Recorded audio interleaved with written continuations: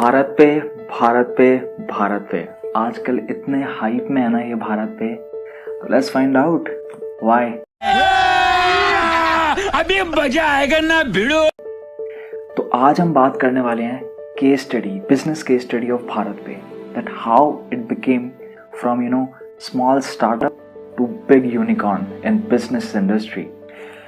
सो ये जो स्टार्टअप है, this was founded by Ashneer Grover and Shashwant Nakrani and Bhavik Koladia back in April 2018।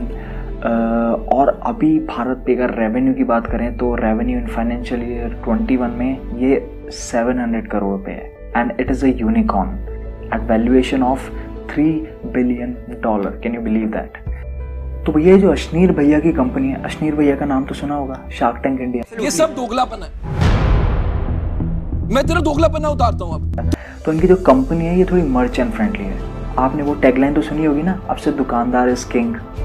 तो इस app को बनाते वक्त, इस स्टार्टअप को खड़ा करते वक्त ये दिमाग में ज़रूर रखना था कि ये ऐप बहुत ही ज़्यादा ईजी बनना चाहिए, ईजी टू यूज़ बनना चाहिए, क्योंकि the end user will be the merchant. और ये पहला इंडिया का ऐसा फिनटेक स्टार्टअप है जो कि मर्चेंट्स को एनेबल करता है ऑफलाइन पेमेंट्स में। और ये भारत पे जितनी भी ट्रांजैक्शंस होती है, जितनी भी पेमेंट्स होती है, ये सारी यूपीआई के थ्रू होती है। यूपीआई यूनिफाइड पेमेंट इंटरफेस, इसके थ्रू चलती है सारी ट्रांजैक्शंस।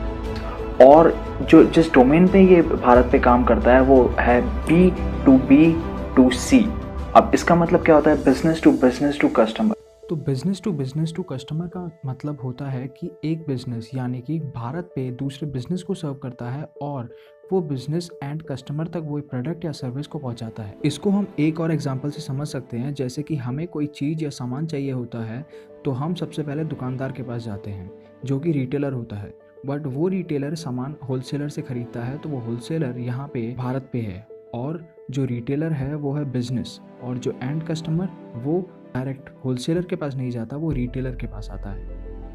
तो अब बात करेंगे उन स्ट्रेटजीज़ के बारे में जो कि अशनीर ग्रोवर, जो कि फॉर्मर CFO भी रह चुके हैं ग्रोफर्स में, और बाकी के जो 2 को-फाउंडर्स थे उन्होंने लगाई जो स्ट्रेटजीज़ लगाई भारत पे में, जिसने उसको यूनिकॉर्न बना दिया।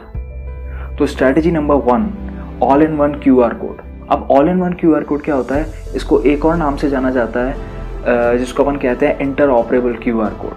फॉर एग्जाम्पल, अगर आप किसी दुकानदार के पास जाते हो और दुकानदार से आप कोई सामान खरीदते हो, बदले में आप पेमेंट ऑनलाइन मोड में करना चाहते हो, पर दुकानदार के पास तो सिर्फ पेटीएम है और आपको फ़ोन पे करना है, तो आप नहीं कर सकते। क्यों नहीं कर सकते? क्योंकि वो QR कोड सिर्फ पेटीएम के पेमेंट्स को अलाउ करता है, फ़ोन पे के नहीं। तो इसी प्रॉब्लम को सॉल्व करने के लिए अशनीर ग्रोवर को दिमाग में आया ये वाला idea, all in one QR code वाला आइडिया। तो उन्होंने क्या किया, UPI को यूज़ करके एक ऐसा QR कोड जनरेट किया जिसके थ्रू आप कोई भी पेमेंट गेटवे से आप पेमेंट करोगे तो वो आपके बैंक अकाउंट में, यानी कि मर्चेंट के बैंक अकाउंट में डायरेक्टली ट्रांसफ़र हो जाएगा without any hurdle. Second strategy थी ज़ीरो ट्रांजैक्शन फ़ी, जहाँ पे बड़े बड़े दिग्गज जैसे कि पेटीएम, फ़ोनपे, ये सब चार्ज कर रहे थे 1 से लेके 1.5% के बीच में ट्रांजैक्शन फ़ी फॉर मर्चेंट्स। वहीं पे भारत पे आया एक हीरो बन के, एक मसीहा बन के, और इसने सोचा कि क्यों ना मैं ये ट्रांजैक्शन फ़ी को 1 या 1.5 से बिल्कुल ज़ीरो कर दूं। तो इसी वजह से भारत पे का जो ग्राफ था वो बहुत ज़्यादा एक्सपोनेंशियली बढ़ा। Third strategy is immediate settlements. तो भारत पे ने ये सोचा कि क्यों ना हम, जैसा कि दूसरे उसके कॉम्पिटिटर्स कर रहे थे, 1 या 2 दिन का टाइम मांग रहे थे फॉर सेटलमेंट, वहीं पे भारत पे ने सोचा कि मैं वो settlement on that same day करूँगा, ताकि जो उनका कस्टमर हो, जो उनका यूज़र हो, वो उनके साथ बॉन्डेड रहे, वो जाए नहीं। इसीलिए फोर्थ स्ट्रैटेजी थी भारत पे की मार्केटिंग कैंपेन। अब जैसा कि आप लोग जानते हैं कि इंडिया में क्रिकेटर्स और बॉलीवुड स्टार्स को भगवान का दर्जा दिया जाता है, और ये बात भारत पे के दिमाग में बहुत अच्छी तरीके से छप चुकी थी। इसीलिए मार्केटिंग कैंपेन उन्होंने स्टार्ट किया IPL के टाइम पे, और IPL के टाइम पे KL राहुल जैसे क्रिकेटर्स और रोहित शर्मा जैसे क्रिकेटर्स को उन्होंने अपना ब्रांड एम्बेसडर रखा, जिसकी वजह से उनकी मार्केटिंग बहुत ही ज़्यादा खतरनाक साबित हुई। भारत पे लगाओ, धंधा बढ़ाओ। Fifth and the most important strategy, loan। अब आप लोगों को पता होगा कि छोटे दुकानदारों को कोई भी लोन नहीं देना चाहता और उनको बहुत चक्कर काटने पड़ते हैं कोलैटरल के चक्कर में और पता नहीं क्या क्या। तो इसी को देखते हुए भारत पे ने सोचा कि क्यों ना इस प्रॉब्लम का सल्यूशन निकाला जाए और इस सल्यूशन से खुद के बिजनेस में फ़ायदा लिया जाए।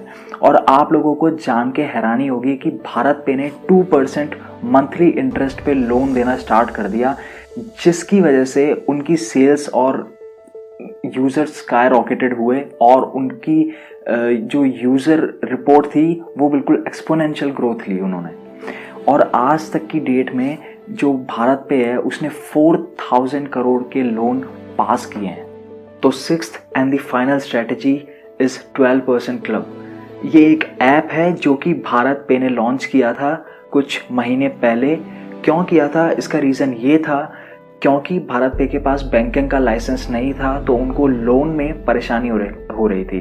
और आप लोगों को पता ही है कि भारत पे का बहुत ज़्यादा रेवेन्यू, मेजॉरिटी रेवेन्यू लोन से आता है। तो इसी वजह से उन्होंने ये ऐप लॉन्च किया ताकि डायरेक्ट पैसा यूज़र से आए या फिर लेंडर से, और वो पैसा ये लोग रख के बोरोवर को दे सकें। और इसमें उन्होंने नो लॉक इन पीरियड रखा, जिसकी वजह से बहुत ज़्यादा ट्रैफिक, बहुत ज़्यादा पब्लिक आने लगी वहाँ पे। और ये टाई अप किया था उन लोगों ने NBFC के साथ। तो ये थी सारी स्ट्रैटेजीज जो कि भारत पे ने फॉलो करी खुद के बिजनेस को बढ़ाने के लिए और दूसरों को हेल्प करने के लिए। बट अभी जैसा कि आप लोग करंट अफेयर्स में पढ़ रहे होंगे कि भारत पे अभी बहुत ज़्यादा कंट्रोवर्सीज में है, क्योंकि अश्नीर ग्रोवर की कुछ अनबन हुई थी किसी बैंक एम्प्लॉय के साथ, और वो भी लाइमलाइट में आए थे शार्क टैंक इंडिया पे। तो इसी वजह से थोड़ा कंट्रोवर्सी चल रहा है। देखते हैं कहाँ जाता है ये मामला, क्या होता है भारत पे के साथ। तब तक आप बने रहिए मेरे साथ। थैंक यू, मिलेंगे नेक्स्ट वीडियो में, और स्टे नेगेटिव। बाय।